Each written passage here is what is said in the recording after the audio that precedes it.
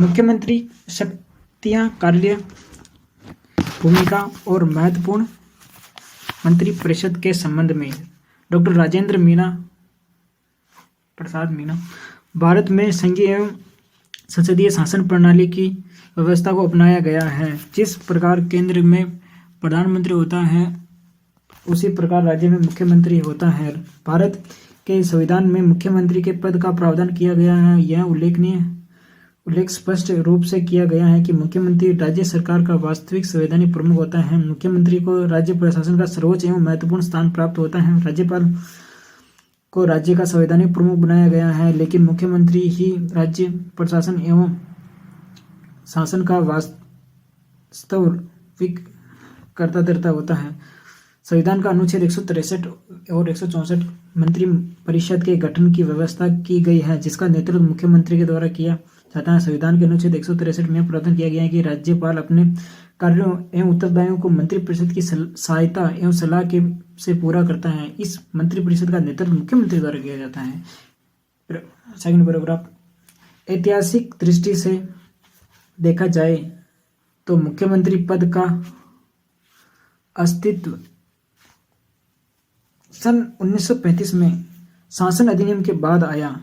सन 1935 के शासन अधिनियम में राज्यपाल को सहायता एवं परामर्श प्रदान करने के लिए मंत्रिपरिषद का प्रावधान किया गया था, लेकिन उस अधिनियम के मुख्यमंत्री का उल्लेख नहीं किया गया था। 1937 में हुए चुनाव में राज्यों में जो सरकारें गठित हुई उसमें मंत्रिमंडलों के प्रधान के रूप में प्रीमियम यानी प्रधानमंत्री की स्थिति उभर कर सामने आई। 1937 के चुनावों में निर्वाचित प्रतिनिधियों से राज्यों में जो मंत्रिमंडल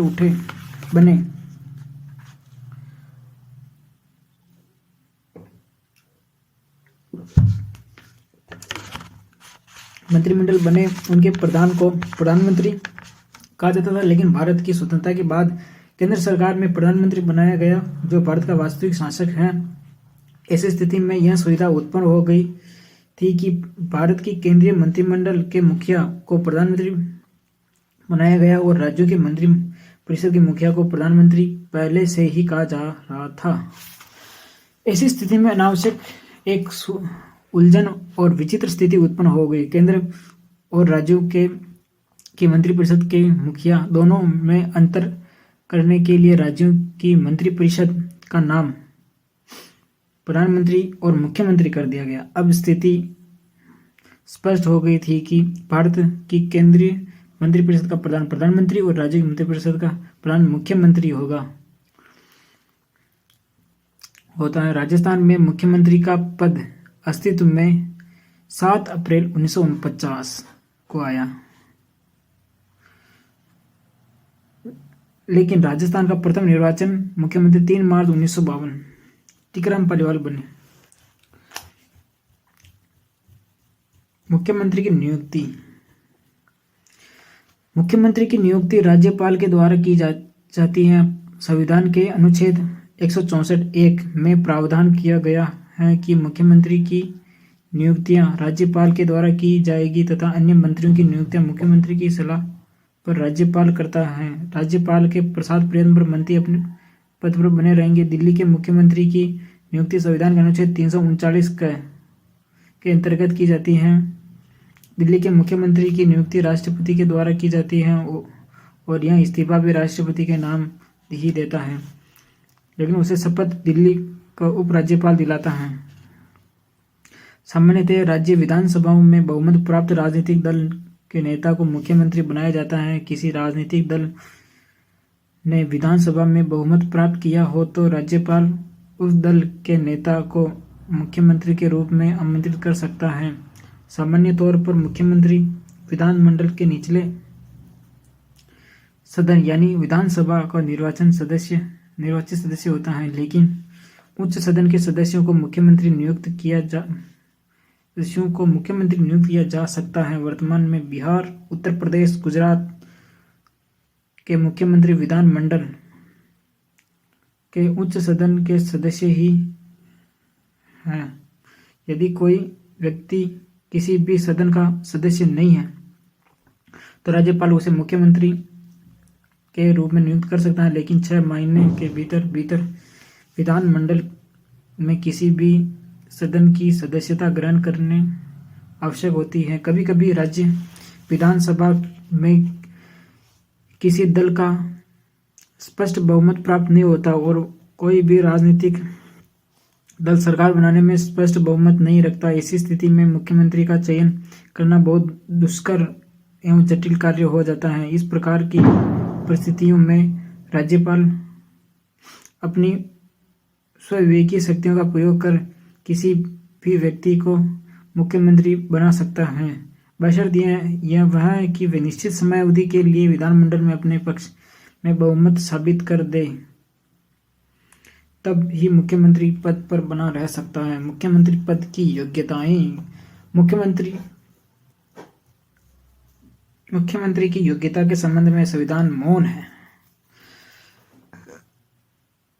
मुख्यमंत्री योग्यताओं के संबंध में संविधान मौन है। मुख्यमंत्री का पद से संबंधित योग्यता का संविधान में कहीं उल्लेख नहीं है। सामान्यतः मुख्यमंत्री पद के लिए न्यूनतम योग्यता वही है जो एक विधायक की होती है, लेकिन व्यवहार में मुख्यमंत्री के लिए कुछ योग्यताओं और व्यक्तिगत गुणों का होना आवश्यक है। मुख्यमंत्री बनने के लिए व्यक्ति में ईमानदारी, चरित्रवान, विवेकशीलता, दूरदर्शिता, गंभीर और व्यवहार के साथ ही शासन करने की क्षमता के गुणों का होना आवश्यक है। विधानसभा का एक निर्वाचित विधायक मुख्यमंत्री बन सकता है। विधानमंडल के उच्च सदन विधान परिषद का सदस्य भी मुख्यमंत्री के रूप में पद स्थापित हो सकता है। किसी ऐसे व्यक्ति को भी मुख्यमंत्री बनाया जा सकता है जो किसी भी सदन का सदस्य नहीं है। इस व्यक्ति को मुख्यमंत्री बनने के बाद 6 महीने की समय अवधि में विधानमंडल का सदस्य यानी विधायक बनना आवश्यक होता है, वरना उस व्यक्ति का मुख्यमंत्री पद से हटना होगा। अतः मुख्यमंत्री पद के लिए न्यूनतम योग्यता वही है जो एक विधायक के लिए अनिवार्य होती है। संविधान के अनुच्छेद 163(1) में यह प्रावधान किया गया है कि राज्यपाल को उसके कार्य करने के लिए सहायता एवं परामर्श देने के लिए एक मंत्रिपरिषद होगी जिसका नेतृत्व मुख्यमंत्री करेगा। संविधान के अनुच्छेद 164(1) में यह उपबंध है कि मुख्यमंत्री की नियुक्ति राज्यपाल के द्वारा की जाएगी और राज्यपाल अन्य मंत्रियों की नियुक्ति मुख्यमंत्री के परामर्श से करेगा तथा मंत्रीगण राज्यपाल के प्रसाद पर्यंत ही अपना पद पर रहेंगे। इस प्रकार राज्यपाल मुख्यमंत्री की नियुक्ति संविधान के दायरे में ही करता है। वास्तविकता यह है कि मुख्यमंत्री के चयन में राज्यपाल की भूमिका संबंधित राजनीतिक दल की भूमिका विधायक दल में उसका प्रभाव, प्रधानमंत्री और आला कमान के साथ ही जातिगत समीकरण और क्षेत्रीयता का प्रभाव आदि कुछ ऐसे तत्व होते हैं जो महत्वपूर्ण भूमिका निभाते हैं। राजस्थान के मुख्यमंत्री और उनका कार्यकाल। तो मुख्यमंत्री प्रथम है हीरालाल शास्त्री, 7 अप्रैल कार्यकाल 7 अप्रैल 1949 से 5 जनवरी 1951। और दूसरे नंबर में वेंकटाचारी जो IAS अधिकारी रह चुके हैं, उनका 1951 जनवरी से अप्रैल 1951 तक। जयनारायण व्यास का 1951 से 1952। टीकाराम पालीवाल का 1952 से 1952 ही है, लेकिन टीकाराम पालीवाल 3 मार्च 1952, यानी कि 3 मार्च 1952 को टीकाराम पालीवाल जो कि स्वतंत्रता के बाद प्रथम निर्वाचन मुख्यमंत्री 3 मार्च 1952 से 31 अक्टूबर 1952। फिर जयनारायण व्यास हो गए, फिर मोहनलाल सुखाड़िया 54 से 57, और फिर हो गया मोहनलाल वापिस सुखाड़िया 7 नंबर पे, उनका 57 से 62। फिर मोहनलाल सुखाड़िया 8 नंबर पे, 9 नंबर मोहनलाल सुखाड़िया, 10वें बरतुल्ला खां और हरिदेव जोशी 1973 से 77, भैरव सिंह शेखावत 77 से 80, श्री जगन्नाथ पहाड़िया 1980 से 1983 जिनकी हाल ही में देहांत हुआ है, 6 जून 1900 से 13 जुलाई 1983 तक। शिव चरण माथुर का 1983 से 85, हीरालाल देवपुरा 85, श्री हरिदेव जोशी 1985-1988, शिव चरण माथुर 1988-89, फिर हरिदेव जोशी जो उनको राज्यपाल पद से इस्तीफा देने के बाद बनाया गया था। हरिदेव जोशी को 4 दिसंबर 1989 से 4 मार्च 1990 तक। भैरव सिंह शेखावत 90 से 92, भैरव सिंह शेखावत वापिस 93 से 98, अशोक गहलोत 98 से 2003 और सुंदरा गांधी 2003 से 2008, अशोक गहलोत 2008 से 2013, 2013 से 2018 और 2018 से अशोक गहलोत फिर निरंतर वर्तमान में कार्यरत है। तो 25वें मुख्यमंत्री हैं श्री अशोक गहलोत। 25वें मुख्यमंत्री के कार्य एवं शक्तियाँ। Function and power of chief minister. Bharat के संविधान में राज्य के मुख्यमंत्री को वही स्थान दिया गया है जो केंद्र में प्रधानमंत्री को दिया गया है। वास्तव में मुख्यमंत्री राज्य के शासन का संचालन का सर्वा होता है। मुख्यमंत्री राज्य का वास्तविक शासक होता है। भारत के संविधान में मुख्यमंत्री के कार्य एवं शक्तियों का सीमित उल्लेख ही मिलता है। संविधान के अनुच्छेद 167 मुख्यमंत्री के 3 प्रकार के कार्यों एवं शक्तियां देखने को मिलती हैं जो निम्नलिखित प्रकार से हैं। राज्य प्रशासन तथा विधान के प्रस्तावों से संबंधित जो निर्णय मंत्रिपरिषद के द्वारा लिए गए हैं, उन निर्णयों की सूचना राज्यपाल को पहुंचाना। सेकंड, राज्य प्रशासन तथा विधान के प्रस्ताव। राज्य प्रशासन तथा विधान के प्रस्तावों के संबंध में जो भी जानकारी राज्यपाल द्वारा मांगी जाए उसे राज्यपाल तक पहुंचाना है।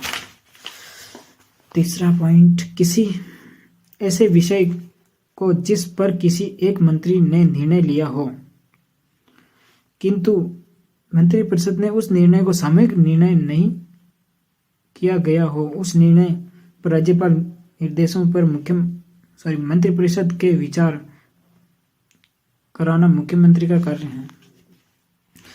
ठीक है, नेक्स्ट पैराग्राफ। ऊपर जो कार्य मुख्यमंत्री के वर्णित किए गए हैं उनको देखने से यह नहीं लगता कि मुख्यमंत्री का पद वास्तव में शक्तिशाली होता है, लेकिन वास्तव में मुख्यमंत्री राज्य का सबसे शक्तिशाली व्यक्ति होता है। मुख्यमंत्री ही राज्य की वास्तविक कार्यपालिका होती है। वास्तविक कार्यपालिका होने के नाते मुख्यमंत्री अनेक महत्वपूर्ण निर्णय लेता है और उनको क्रियान्वित करता है। मुख्यमंत्री के द्वारा किए जाने वाले कार्य निम्नलिखित हैं। यहाँ टोटल कितने हैं? 25 कार्य हैं। चलो फर्स्ट स्टार्ट करते हैं। पहला, राज्य में शांति व्यवस्था और विकास के लिए योजना एवं कार्यक्रम तैयार करना। राज्य विधानसभा का सत्र बुलवाना। राज्य सूची से संबंधित विषयों पर विधि व कानून बनाना। राज्यपाल का भाषण तैयार करवाना। राज्यपाल और मंत्रिपरिषद के बीच संपर्क सूत्र का काम करना। राज्य के शासन संचालन के लिए आवश्यक कार्य विधि तैयार करना। विदेश, केंद्र तथा अन्य राज्य सरकारों के संपर्क एवं समन्वय स्थापित करना।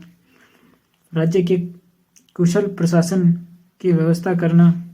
राज्य के विकास के लिए नीतियां योजनाएं बनाना। राज्य के विकास के लिए समस्त प्रकार के संस्थाओं का समुचित उपयोग सुनिश्चित करना। राज्यों के हितों और पक्ष को विभिन्न मंचों पर स्पष्ट करना। केंद्र तथा विभिन्न अभिकरणों से संधियां एवं समझौता करना। राज्य की प्रशासनिक संस्थाओं तथा विभागों के बीच समन्वय स्थापित करना। राज्यों में चहुमुखी विकास के लिए मंत्रिपरिषद की बैठकों के माध्यम से नीतियां तैयार करना। राज्य का बजट निर्माण करना। बजट की स्वीकृति और उसकी क्रियान्विति सुनिश्चित करना।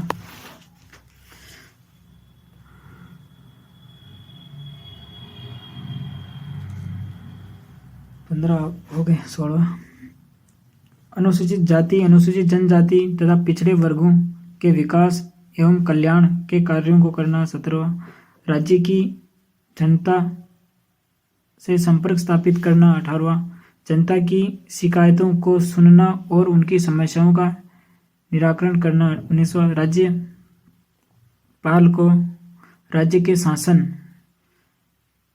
एवं प्रशासन के संबंध में सूचनाएं प्रेषित करना, अवगत कराना। 20 राज्य के सरकारी कर्मचारियों के लिए कार्मिक नीतियां तैयार करना। राज्य प्रशासन के संपर्क स्थापित करना और नेतृत्व करना। 22 प्राकृतिक आपदाओं से जनता को बचाने की विशेष व्यवस्था करना। 23 राजस्व संग्रहण करना और राज्य की वित्तीय स्थिति सुदृढ़ करना। 24 राज्य में महत्वपूर्ण व्यक्तियों के आगमन पर उनका स्वागत करना एवं उनकी अगवानी करना। 25वां लास्ट राज्य विधानमंडल के में विपक्षी सदस्यों द्वारा पूछे गए प्रश्नों का जवाब देना और सरकार द्वारा मंत्रिपरिषद का पक्ष स्पष्ट करना। अब नेक्स्ट है पावर ऑफ चीफ मिनिस्टर, मुख्यमंत्री की शक्तियां। तो पिछला टॉपिक था function of power of chief minister, कार्य एवं शक्तियां थी, अब केवल शक्तियां हैं। शक्तियां कितनी हैं? टोटल शक्तियां हो गई, बहुत सारी शक्तियां हैं। चलो सबको एक एक करके पढ़ते हैं। मुख्यमंत्री की शक्तियों को निम्नलिखित प्रकार से स्पष्ट किया जा सकता है। पहला, कार्यपालिका शक्तियां संबंधी शक्तियां। मुख्यमंत्री की कार्यपालिका संबंधी प्रमुख शक्तियां निम्न प्रकार से हैं। मंत्रिपरिषद की नियुक्ति करना। मंत्रिपरिषद की नियुक्ति करना, ठीक है। पहली कार्यपालिका संबंधी शक्तियां, मंत्रिपरिषद की नियुक्ति करना। मुख्यमंत्री की नियुक्ति राज्यपाल करता है। मंत्रिपरिषद के सदस्यों की नियुक्ति भी राज्यपाल ही करता है, लेकिन वह यह कार्य इन मंत्रिपरिषद के सदस्यों यानी मंत्रियों की नियुक्ति मुख्यमंत्री की सलाह पर करता है। मंत्रिपरिषद के सदस्यों के चयन में मुख्यमंत्री की महत्वपूर्ण भूमिका होती है। मुख्यमंत्री ही मंत्रियों का चयन करता है। राज्यपाल तो उन मंत्रियों के नामों पर अपनी सहमति व्यक्त करता है। मंत्रियों की नियुक्ति में पार्टी आलाकमान का भी ध्यान रखा जाता है। मंत्रिपरिषद में सभी जातियों एवं वर्गों को उचित प्रतिनिधित्व दिया जाता है। सेकेंड पॉइंट, मंत्रिपरिषद का संचालन। मुख्यमंत्री मंत्रिपरिषद का गठन करता है। मुख्यमंत्री मंत्रिपरिषद का नेतृत्व करता है। मंत्रिपरिषद का अध्यक्ष होने के कारण मंत्रिपरिषद का संचालन मुख्यमंत्री के द्वारा ही किया जाता है। मुख्यमंत्री मंत्रिपरिषद के संचालन हेतु अनेक दैनिक प्रकृति के कार्य करता है। मंत्रिपरिषद की बैठक बुलाना, मंत्रिपरिषद की होने वाली बैठकों की अध्यक्षता करना, बैठकों के निर्णय लेना, बैठकों में उचित विचार विमर्श करना आदि मुख्यमंत्री के प्रमुख कार्य होते हैं। मुख्यमंत्री को मंत्रिमंडल की आपात बैठक बुलाने की शक्ति भी प्राप्त होती है। तीसरा पॉइंट, मंत्रियों को विभागों का वितरण करना।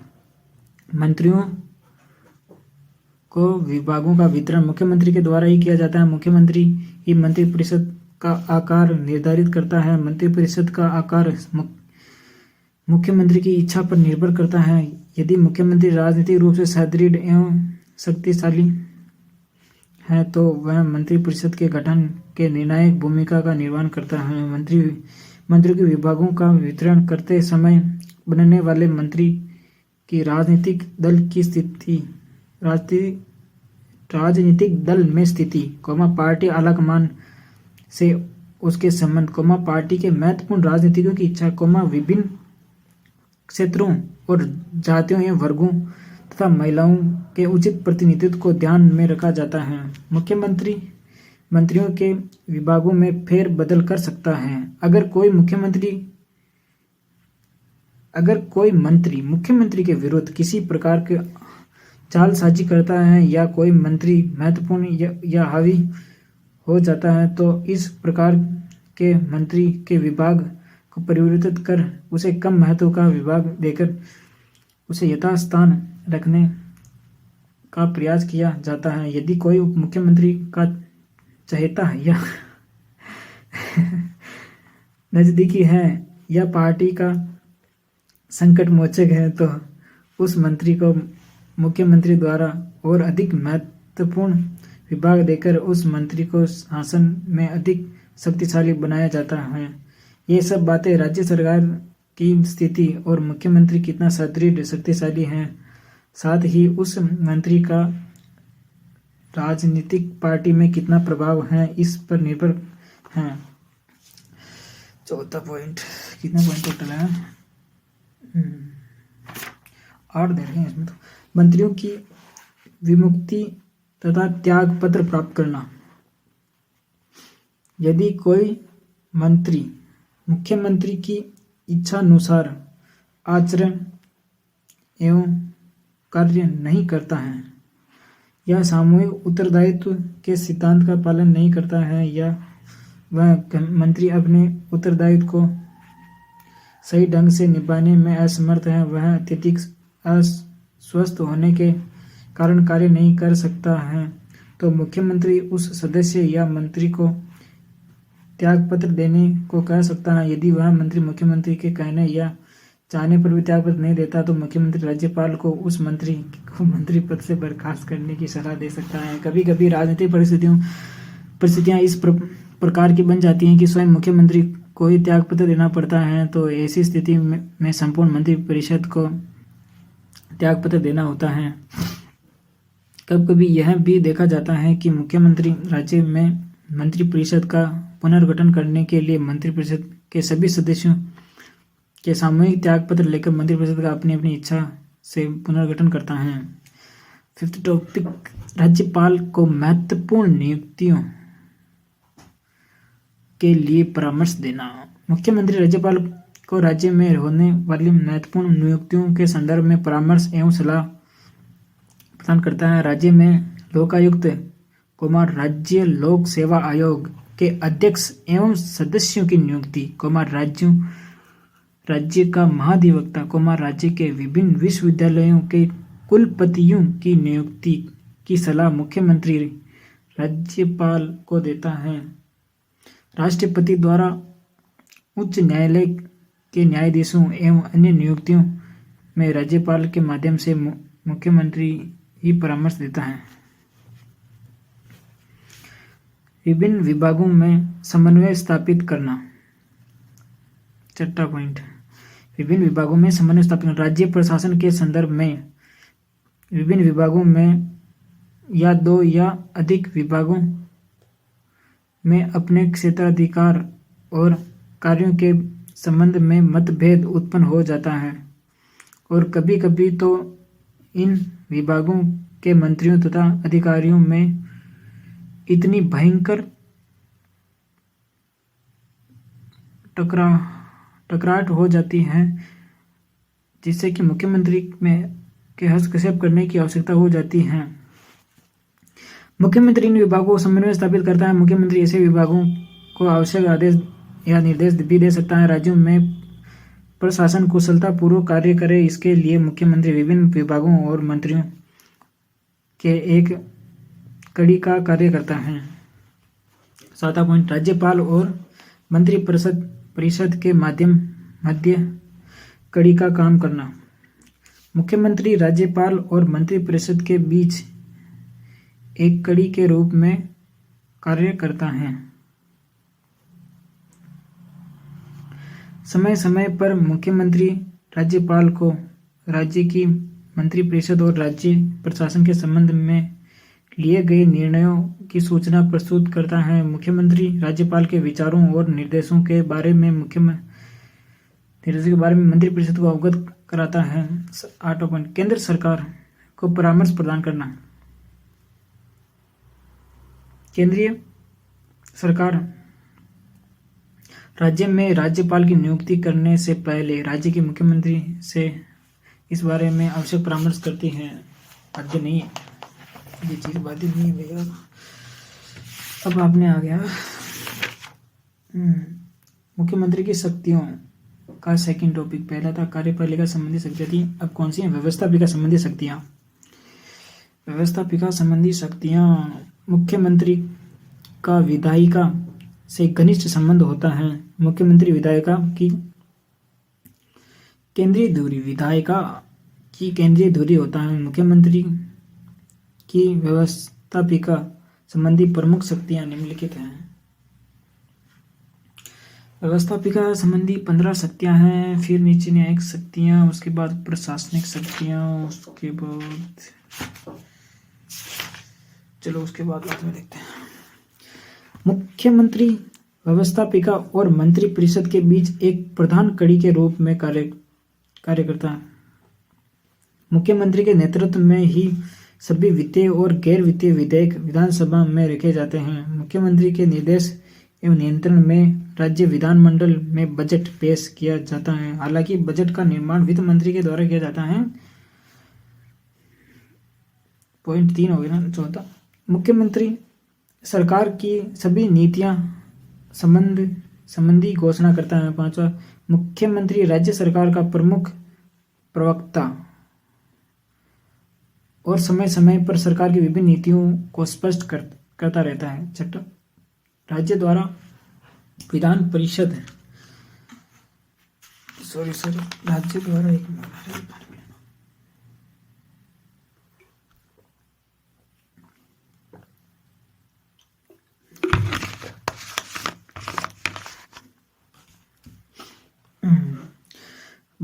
मुख्यमंत्री राज्य सरकार का प्रमुख प्रवक्ता होता है और समय समय पर सरकार की विभिन्न नीतियों को स्पष्ट करता है। 6वां, राज्य द्वारा विधानमंडल में दिए जाने वाले भाषण को मुख्यमंत्री के द्वारा तैयार किया जाता है। 7वां, मुख्यमंत्री विधानसभा के वाद विवाद में सक्रिय रूप से भाग लेता है।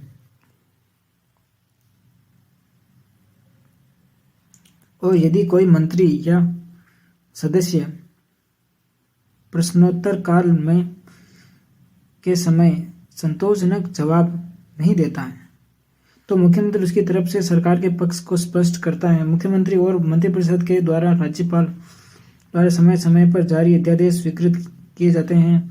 विधानसभा का अध्यक्ष मुख्यमंत्री की सलाह पर ही विधानसभा की कार्यसूची निश्चित करता है। 10वां, अपने राजनीतिक दल से वरिष्ठ विधायकों को मंत्रिपरिषद तथा मंत्रिमंडल में शामिल करता है। 11वां, राजनीतिक दल में अनुशासन बनाए रखने के लिए मुख्यमंत्री कुछ विधायकों को की सचेतकों के रूप में नियुक्ति करता है। 12वां, पार्टी के कुछ महत्वपूर्ण और असंतुष्ट राजनीतिक को राजनीतिक नियुक्तियां देकर संतुष्ट करने का कार्य करता है। 13वां, मुख्यमंत्री अपने कार्य को सुचारू रूप से संचालित करने के लिए विरोधी दल के विधायकों के साथ समुचित तालमेल एवं समन्वय स्थापित करने का कार्य करता है। 14वां, राजस्थान राज्य में यह परंपरा रही है कि मुख्यमंत्री विरोधी दलों के विधायकों के साथ सम्मानपूर्वक व्यवहार करता है। 15वां, मुख्यमंत्री राज्यपाल को व्यवस्थापिका का सत्र बुलाने, सत्र को स्थगित करने और विधानसभा को भंग करने के लिए परामर्श और सलाह प्रदान करता है। अब आ गया थर्ड टॉपिक। पहला टॉपिक था अपना कार्यपालिका संबंधी शक्तियाँ, दूसरा था व्यवस्थापिका संबंधी शक्तियाँ और तीसरा है न्यायिक शक्तियाँ। न्यायिक शक्तियाँ कितनी हैं? 5 हैं। मुख्यमंत्री को राज्यपाल के संबंध से कुछ न्यायिक शक्तियां प्राप्त हैं जो निम्नलिखित हैं। राज्य में उक्त उच्च न्यायालय के न्यायाधीशों की नियुक्ति राष्ट्रपति राज्यपाल के परामर्श से करता है। वास्तव में यह परामर्श मुख्यमंत्री के द्वारा ही दिया जाता है। दूसरा, राज्य के व्यक्तियों को दंड प्राप्त सजा को कम करने की सलाह राज्यपाल को देना। तीसरा, मुख्यमंत्री किसी व्यक्ति की सजा को राज्यपाल से माफ कर सकने का परामर्श देता है। चौथा, राज्यपाल के माध्यम से मुख्यमंत्री राज्य की किसी व्यक्ति को सजा को बदल सकता है। पांचवा, मुख्यमंत्री राज्यपाल के माध्यम से राज्य में किसी व्यक्ति की सजा को पूर्णतः माफ करवा सकता है। लेकिन ये ठीक है भाई, चलो पहला हो गया अपने कार्यपालिक शक्तियाँ, फिर व्यवस्थापिका शक्तियाँ, फिर होगी न्यायिक शक्तियाँ, अब आगे प्रशासनिक शक्तियाँ। मुख्यमंत्री को अब अनेक प्रशासनिक शक्तियाँ प्राप्त हैं जो निम्न प्रकार से हैं। विभिन्न विभागों में समन्वय स्थापित करना। पहला हो गया विभिन्न विभागों में समन्वय स्थापित करना। मुख्यमंत्री मंत्रिपरिषद एवं मंत्रिमंडल के माध्यम से विभिन्न विभागों में समुचित समन्वय एवं तालमेल स्थापित करता है। प्रशासनिक समन्वय करने के लिए मुख्यमंत्री महत्वपूर्ण विभागों को अपने पास एवं नियंत्रण में रखता है।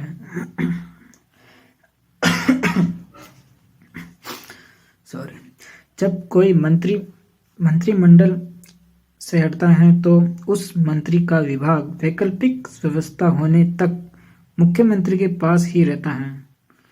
यदि कोई विभाग मुख्यमंत्री के नियंत्रण में आता है तो उस विभाग के सभी उत्तरदायित्व शक्तियां मुख्यमंत्री के पास आ जाती हैं।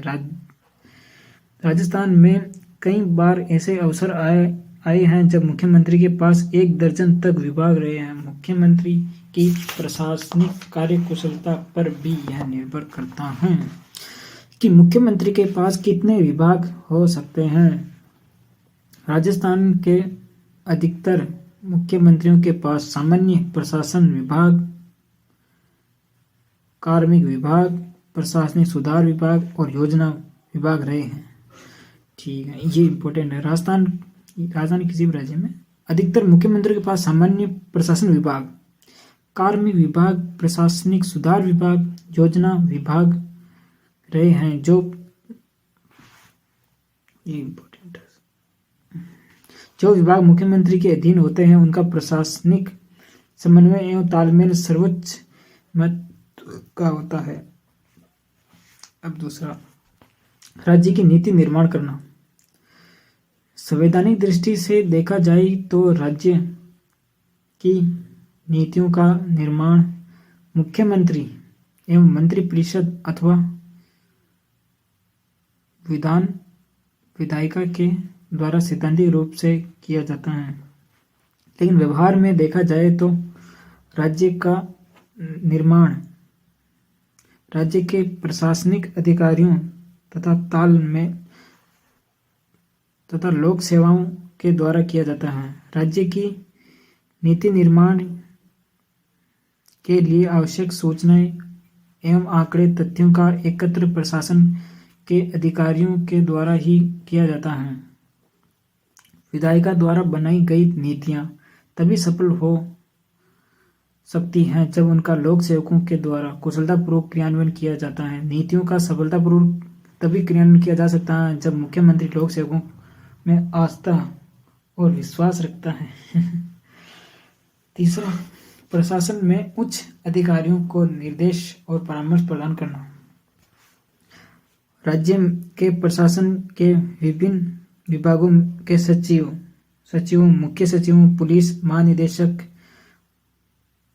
वित्त, विभिन्न लोक उपक्रमों के मुख्य कार्यपालक विभागाधीक्षकों और जिला कलेक्टरों आदि प्रशासनिक अधिकारियों से आवश्यक सूचनाएं एवं जानकारी मुख्यमंत्री प्राप्त करते हैं और साथ ही उन अधिकारियों को आवश्यक और जरूरी निर्देश एवं परामर्श प्रदान करता है। मुख्यमंत्री द्वारा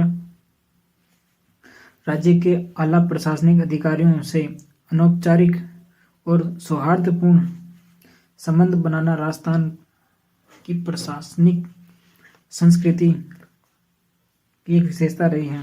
चौथा, टोटल कितने इसमें 10 है, ठीक है। चौथा, सहयोग की संभावना पैदा करना। राज्य प्रशासन की सफलता के लिए यह आवश्यक है कि मुख्यमंत्री विधायकों, मंत्रियों और लोक सेवकों के मध्य सहयोग और सौहार्दपूर्ण संबंध की भावना को जागृत करें।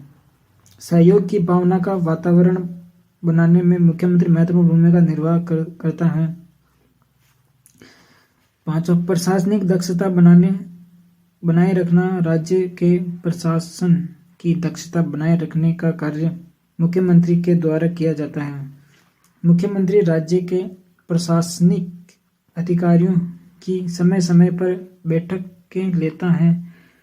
प्रशासनिक उच्चाधिकारियों का वर्ष में एक बार सम्मेलन या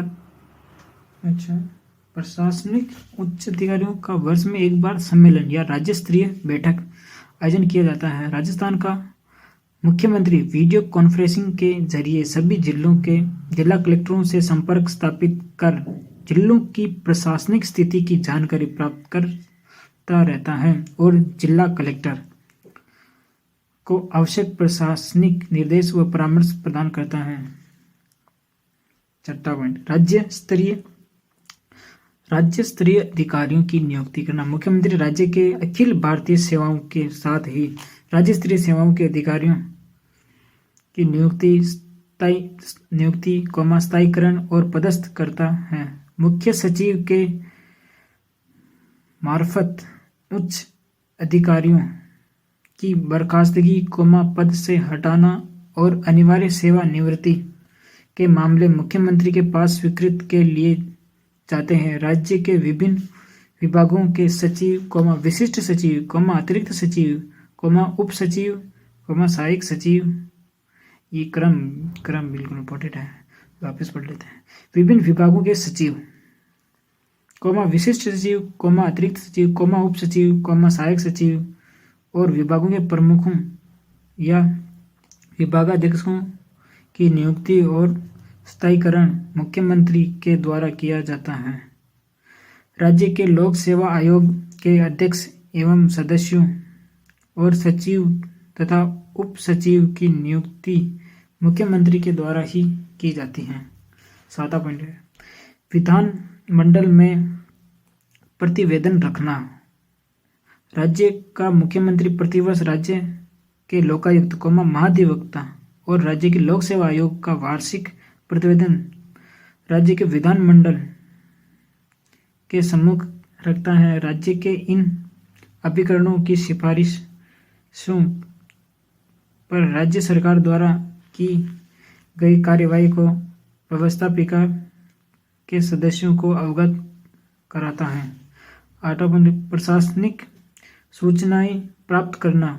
मुख्यमंत्री राज्य की शांति व्यवस्था के संबंध में प्रशासनिक अधिकारियों से समय समय पर प्रतिवेदन के माध्यम से सूचनाएं प्राप्त करता रहता है।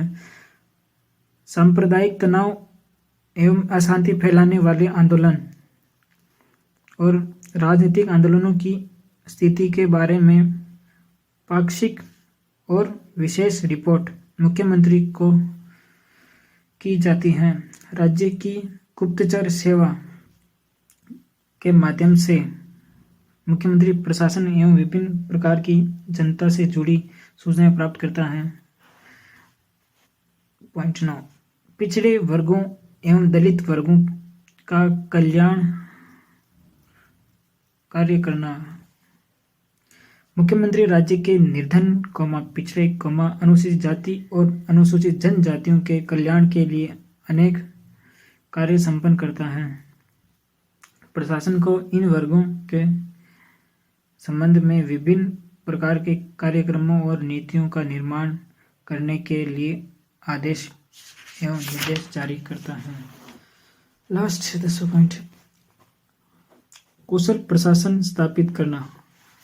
मुख्यमंत्री राज्य में कुशल प्रशासन स्थापित करता है। लोक सेवकों को यदि किसी प्रकार की बाधा समस्या आती है तो मुख्यमंत्री इसका निराकरण करता है। प्रशासन के में आवश्यक प्रशासनिक हस्तक्षेप को मुख्यमंत्री के द्वारा नियंत्रण किया जाता है। लोक सेवकों के नैतिक ईमानदारी अनुशासन और कार्यकुशलता बनाए रखने का प्रयास मुख्यमंत्री द्वारा किया जाता है। नेताओं के रूप में 5 पॉइंट अब अपने कौन सा है। पहला था कार्यपालिका संबंधित शक्तियाँ थी, फिर उस व्यवस्थापिका संबंधित शक्तियाँ, उसके बाद न्यायिक शक्तियाँ, उसके बाद प्रशासनिक शक्तियाँ और अब 5वां है नेता के रूप में शक्तियाँ।